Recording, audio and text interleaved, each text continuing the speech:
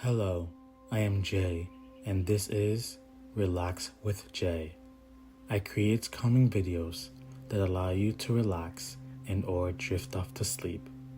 If you enjoy my videos and find them helpful, please hit the like button, subscribe, and click on the notification bell. I hope you enjoy this video and may it bring you restful sleep.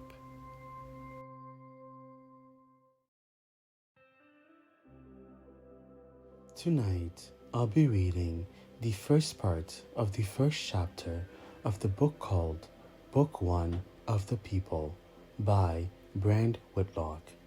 If you enjoyed this chapter and would like me to read more, please let me know.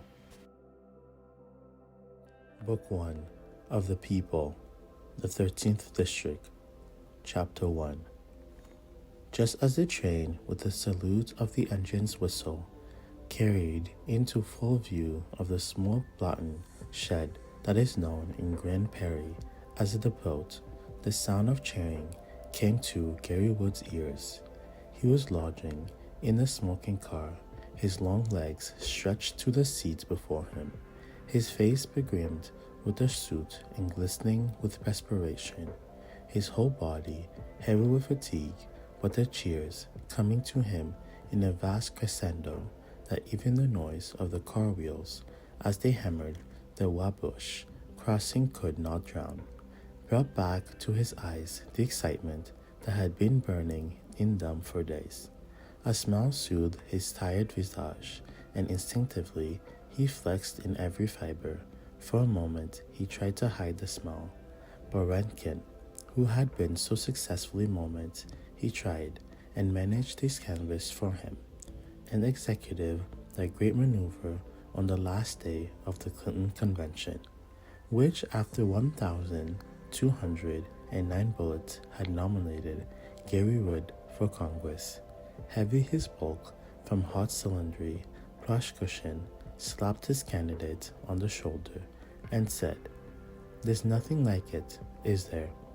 So Gary let human feelings have their way, and the smile fully illuminated his hogged face.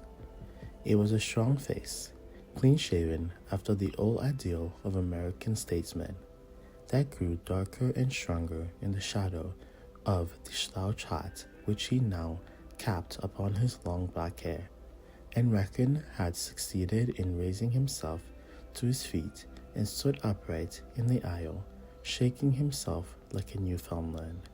He drew off the linen duster he wore and draped it over his arm, then seizing his little traveling bag, which in contrast to his bulged body looked like a mere reticule, he waved it toward the station and said, as if he had just conjured the presence of the crowd, "There they are, Jerry, there they are." Gary Wood had risen, and through the windows of the swaying couch he could see the faces of the crowd.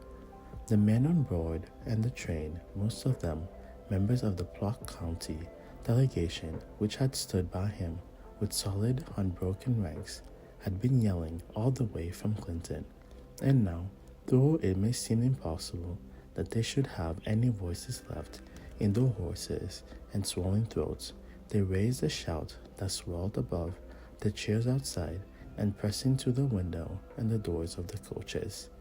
They challenged their neighbors with the exulting cry, "What's the matter with Carwood?" Outside the rouse and their answering roar, "He's all right," but the Polk County delegation, as if it demanded confirmation, yelled again, "Who's all right?" And then the crowd rose to its tippy toes, and the answering cry was of such immense unanimity that it made the very platform shake. "Gary Wood." And the train had stopped, and Gary Wood, who has been hustled toward the door, some impatient follows from the platform outside who had mounted the steps of the car, now pressed in and stretched their bodies incredibly distant across the back of seats to grasp Gary Wood's hand, to seize him from the coat and to call in his face, "Good boy, Jerry, you're the stuff." He was oblivious of the progress he was making, if he was making any at all, and the conductor, although he had caught the contagious spirit of the triumphant Polk County delegation soon after the train left Kelton and had shown Garewood the defiance due to the successful candidate, began to concern for the time he was losing, and said with a smiling indulgence, "Gentlemen, gentlemen." Big Rankin then seized himself in front of Garewood and waving his little bag dangerously before him, and crashed by his way out, drawing the others after him in a shriveled wake.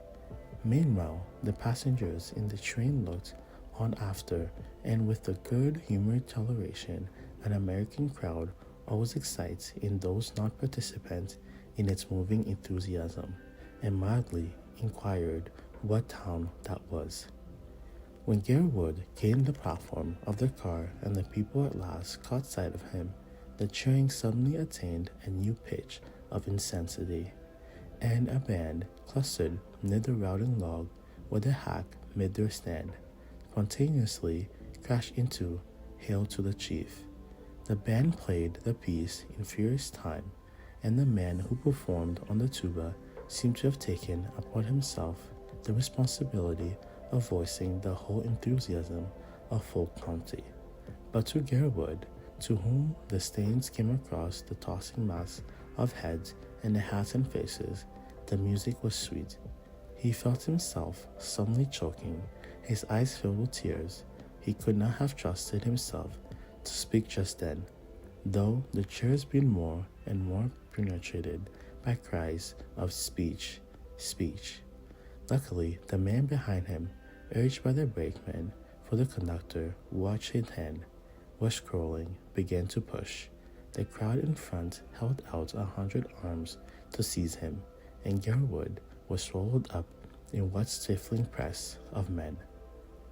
Somewhere in depth of the multitude Garewood was conscious of meeting the mayor, who took his hand, and when he could reclaim it from a score of other hands thrust forward all about him, and then in a zigzag path of glory he was dragged through the throng, and Rankin, the delicate following, moving like a current in the sea.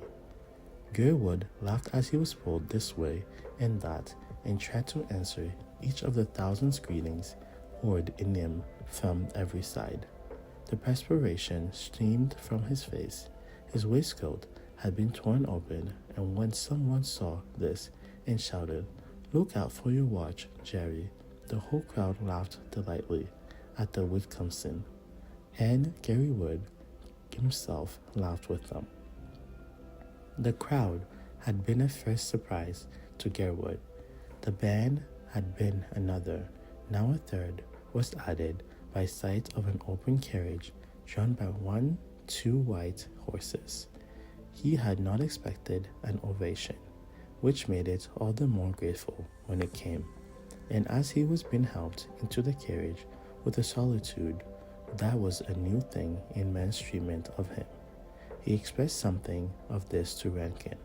For Rankin, who had been in politics all his days, could view the varying moods of the populace with the politician's cynicism, replied, "Well, if we'd been skinned, they wouldn't be here when you needed sympathy."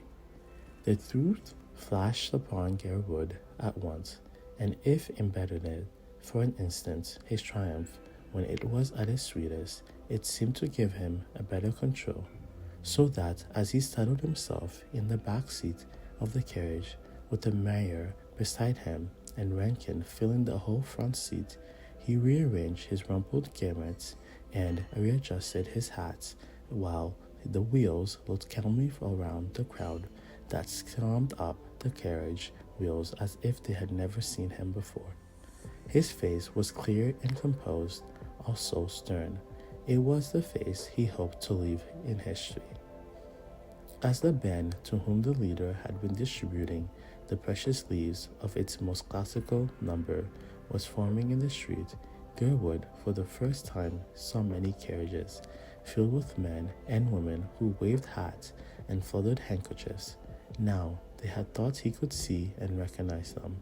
Garewood smiled, though reservedly, and lifted his hat, and suddenly conscious that he himself at last was the one who was lifting the hat from the open carriage in the street, and not some other man. He did not, from the open, neglect to smile, nor to raise his hat gallantly to each carriage load as he swept his eye along the line of vehicles.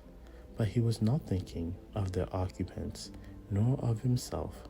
Wholly, he was thinking of a certain Surrey he knew well, from which a pair of eyes would smile as he did. Perhaps he moistened by tears as it had been a few minutes before. The eyes to one whom he this would be as sweet as it was to him. But the Surrey was not there. He was surprised, though in a very different from which the crowd and the band and the open carriage had surprised him. He was disappointed, and felt himself entitled to a little shade of resentment, to a little secret hurt at the heart. It was the hour in the afternoon when she would be driving down to the bank for her father. He could not see why she had not come. Perhaps she felt a delicacy about the publicity of it, though he did not see why she should.